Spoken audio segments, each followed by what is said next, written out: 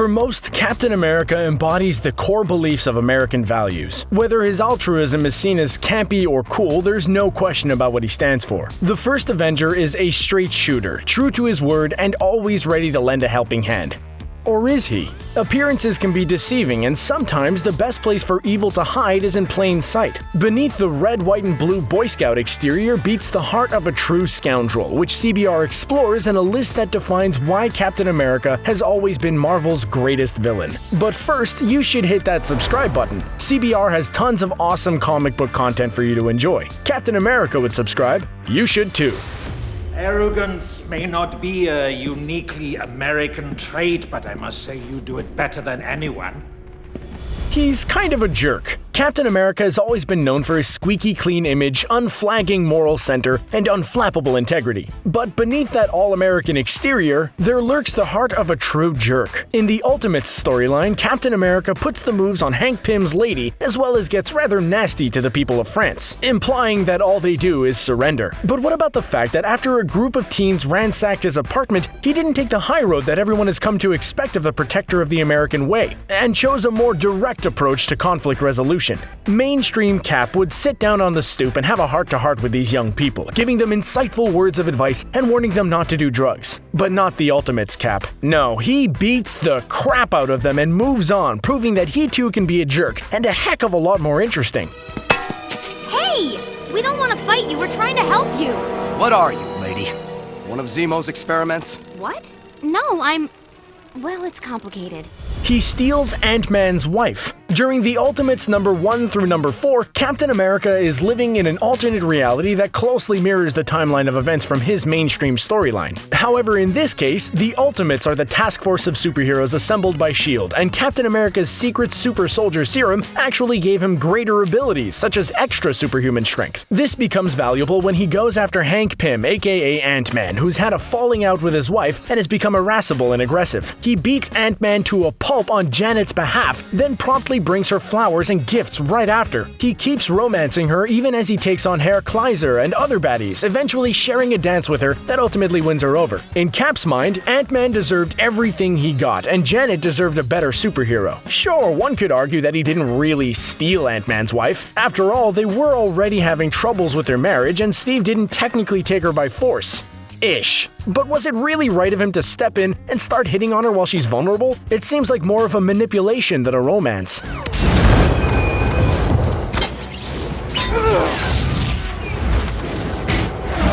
He beat down Iron Man. In Captain America Civil War, Captain America and the Avengers have reached a new level of stressed out. His old friend Bucky, who he comes to find out has been injected with secret super soldier serum as well, but indoctrinated with Hydra brainwashing, has been causing havoc and mayhem all over New York with a rising body count. Now, the Avengers don't have the connection to Bucky that Steve does, and Nick Fury wants him taken out without question. That doesn't sit right with Cap, not only because Bucky is his oldest friend and only person who might also feel like a man at a time, but because Cap believes there's still good in him, and that if he can get to him before the Avengers or S.H.I.E.L.D. do, then he can be saved. Iron Man is the most vocal objector to Cap's plans, as usual, and takes him on personally while Cap is in the midst of already brawling with Bucky. This leads to them both beating the crap out of Iron Man, who, even though he doesn't always see eye to eye with Cap, is arguably more of a friend to him than the Winter Soldier. You know, the last time I was in Germany and saw a man standing above everybody else, we ended up disagreeing.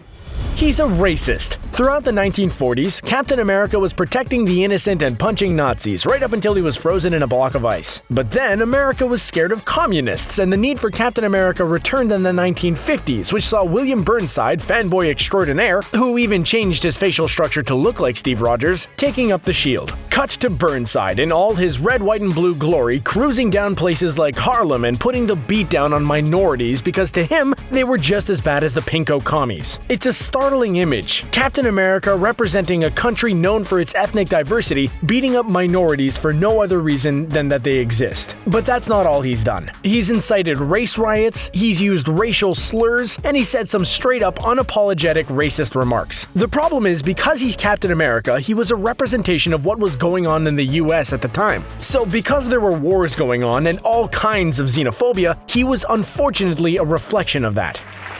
The truth is that mutants are very real. and they are among us. We must know who they are, and above all, we must know what they can do. He hunts mutants, separate from the events of Secret Empire No. 0, where Hydra leader Captain America declares that all Inhumans must register or be killed. Age of X Alpha No. 1 chronicles an alternate reality where all mutants are systematically hunted down. Because of an accidental explosion caused by Jean Grey and her abilities, Albany, New York is leveled, leaving several 100,000 dead in the aftermath. It's at this time that anti-mutant hysteria has reached its peak, and superheroes are called upon to seek out mutant pockets amidst the human population and arrest them, after which they're promptly executed. Frank Castle is a general and works with the entire Avengers team to find mutants and destroy them, taking on the X-Men and all those that stand in their way. Captain America even goes so far as to kill Mystique, who was defending a group of mutant children from attack, making him an ultimate savage. He's killed a lot more people too. Throughout his various existences in comics, the Cap has killed Red Ghost, Nathan Summers, Beast, Norman Osborn, various members of the Avengers including Black Widow, Hawkeye, and Iron Man. Worst of all, he even killed the 33rd President of the United States, Harry S. Truman. Granted, it was zombie Truman, but still Truman.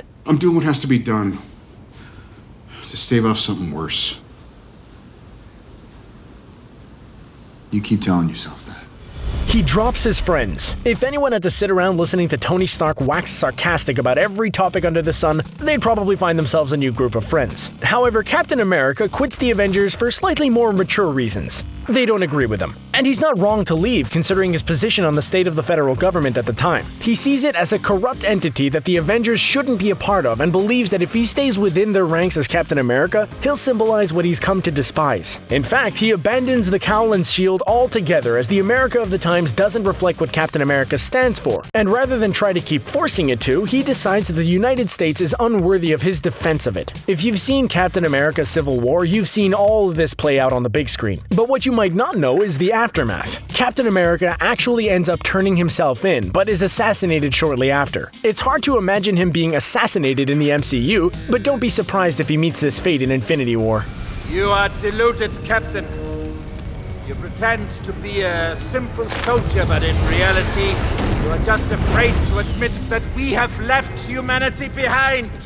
He's a Nazi spy. Secret Empire No. 0 lays the groundwork for a reality in which Captain America is a wartime spy, but not for the Allied forces. What better way to infiltrate the American military than allow yourself to be subjected to its experiments, choose to dedicate yourself to fighting the axis of evil, and be a part of a whirlwind of glitzy propaganda posters, videos, and live demonstrations? No one expected their beloved Steve Rogers to be a Nazi spy because his morals were beyond reproach. This made the perfect cover and also granted Cap all the intelligence he needed from the highest-ranking officers in the American military, which he could then pass on to the highest-ranking members of Hydra. But that wasn't all of his Nazi dealings. In Captain America No. 234, he gives his shield a makeover with a flaming swastika. In another comic, he meets Adolf Hitler and proudly gives him the Heil Hitler salute. Thankfully, he was brainwashed on both occasions and promptly broke Hitler's hand in the latter situation, but it's still a shocking sight to behold.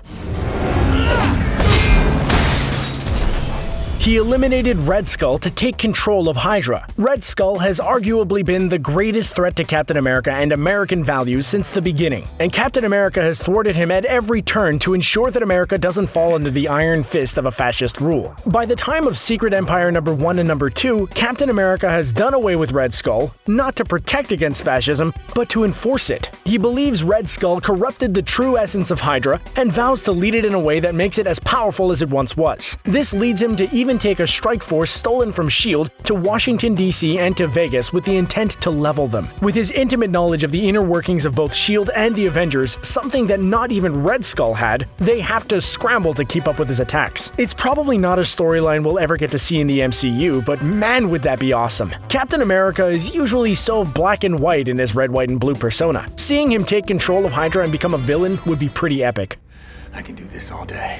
Oh, of course you can, of course. But unfortunately, I am on a tight schedule.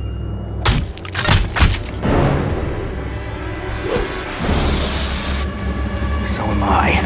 He actually makes a Hydra more evil than Hydra. By the time Captain America Steve Rogers number 2 and number 3 are released, the sprawling organization of Hydra had no real leader, and smaller factions of Hydra began springing up in various parts of the world with no formal direction. It was at this time that Red Skull decided that Hydra in its current state no longer represented his core beliefs, so he wanted to rebuild it from the ashes of his xenophobic and Nazi beliefs. This leaves Baron Zemo in control of the old Hydra, and Captain America at a loss of who to follow. But because the Hydra Red Skull was rebuilding was different than the Hydra of the memories Kobik implanted in Captain America, he's not down with either group and instead breaks away from both supervillains to form what he calls the true Hydra. This just goes to show you what he can do if he really lets loose. You don't really get a feel for his true potential in the Marvel Cinematic Universe because he's usually fighting his friends and going easy on them. A Captain America with no values or cause to hold back is a real force to be reckoned with. Steve, you know what's about to happen.